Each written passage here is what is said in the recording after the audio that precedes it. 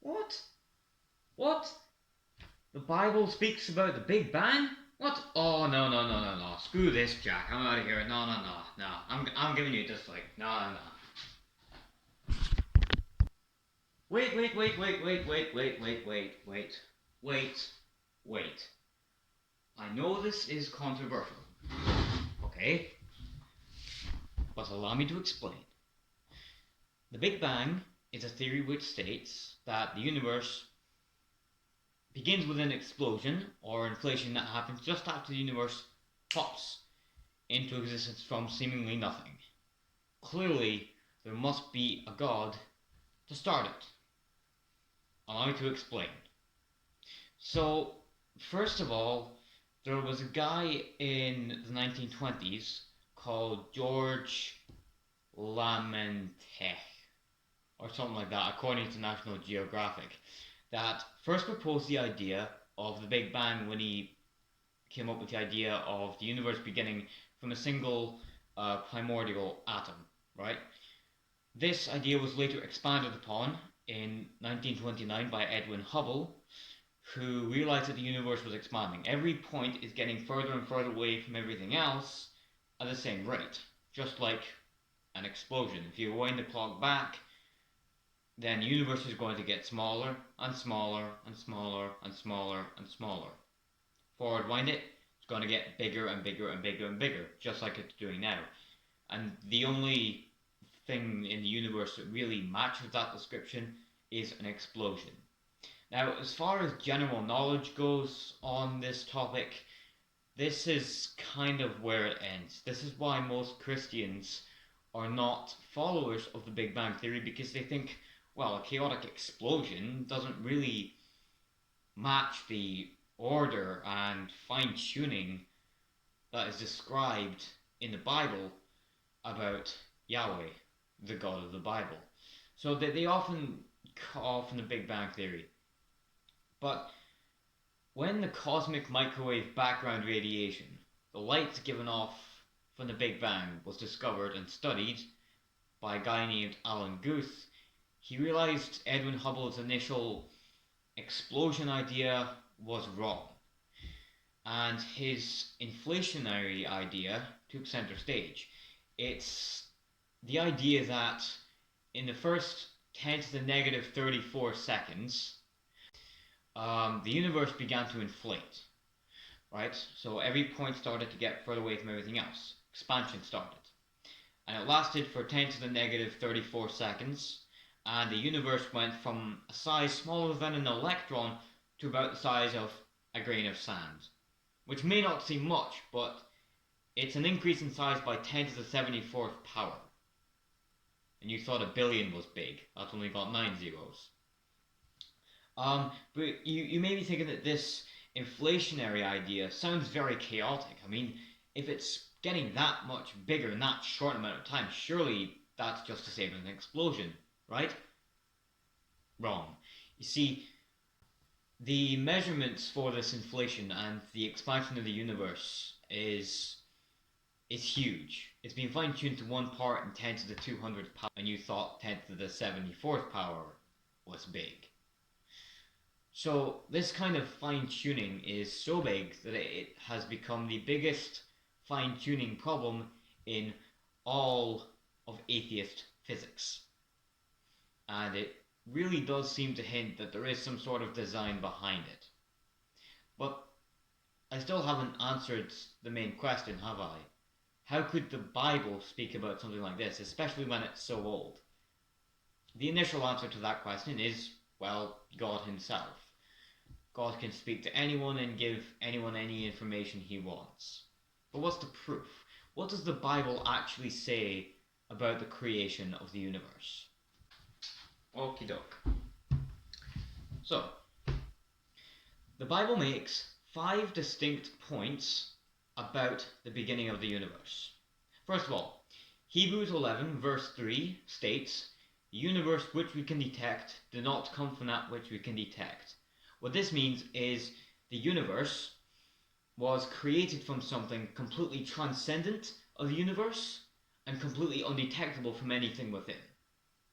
Later, or earlier, depending on whereabouts in the Bible you're reading. Genesis 1 verse 1 states, as I'm sure you guys all know, in the beginning God created the heavens and the earth. What this is stating is the beginning of space and time itself. That's the second point. The third point is stated in Job 9 verse 8. He alone stretches the heavens. That's the expansion. How could Job 3,000 years ago know about the expansion? So the universe is expanding. The fourth point is that the laws of physics remain intact and the same throughout the entire history of the universe. In Jeremiah 33 verse 25, if I have not established the fixed patterns of heaven and earth. Fixed patterns, i.e. the laws of physics. And Romans 8 verse 21 states the last point is that the second law of thermodynamics, yes, entropy, is one of the laws of physics. It says creation itself will be liberated from its bondage of decay, and Job refers to it as a pervasive law of decay, that everything decays and it permeates the entire universe. This paints a very, very specific view of the cosmic creation event. So you have space and time appearing out of nothing that we can detect, something completely transcendent. You have it expanding from this beginning because of a law of decay, right? And you've also got the laws of physics remaining completely intact, completely the same. The Big Bang, modern Big Bang model states not similar, not nearly, exactly the same. Space-time appears out of nothing. It expands at just the right rate because of the second law of thermodynamics. And throughout its entire history, the laws of physics have remained the same. And so, you see, the Big Bang is a lot older than you may initially have thought. Thousands of years ago, between 2,000 and 3,000 years ago, the Bible was predicting the Big Bang.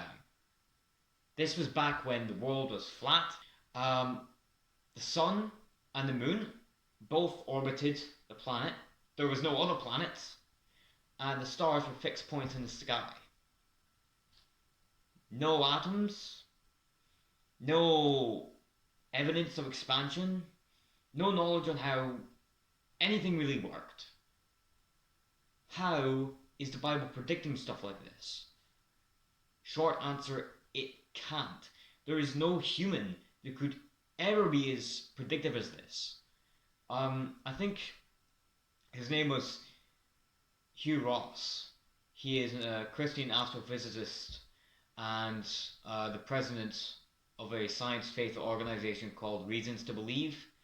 And it was either him or one of the members of his team that stated that the Bible in its predictive power was 10 to the 60th more reliable than the laws of physics. Laws of physics which have remained the same for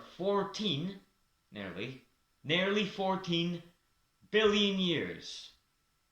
And this ancient book is 10 to the 60th more reliable than that. That's a calculated number. I mean, I'm not really sure if that's true. Someone in his team also calculated that the evidence for design gets 1,000,000 times stronger every month. I'm kind of thinking, well, I do agree that it will be increasing, but I'm not sure if it's that number. But at the same time, I humbly accept that I don't have the evidence to disprove it. So, yeah, that's that. The Bible predicts the Big Bang. The Big Bang supports the God of the Bible. I know this is a controversial topic, so if you guys have any questions, any points you'd like to make, if you're into this stuff, please leave it in the comments down below. I will try and reply to as many of you as I can. And I will see you next time in part 2 of this science faith series, where I will be going over the fine-tuning argument, which I've already done a little bit of today. Remember, the expansion is fine-tuned to 1 part in 10 to the 200th power. So we'll be going over big numbers like that, and I'll be explaining how the fine-tuning argument fits very heavily to the truth of Christianity. So thank you all so much for watching. Leave a like if you liked the video, leave a dislike if you didn't like it, subscribe if you think I deserve it, which I really don't. We all deserve hell. I'm going to make a video on that soon. And yeah, see you in the next one. Bye guys.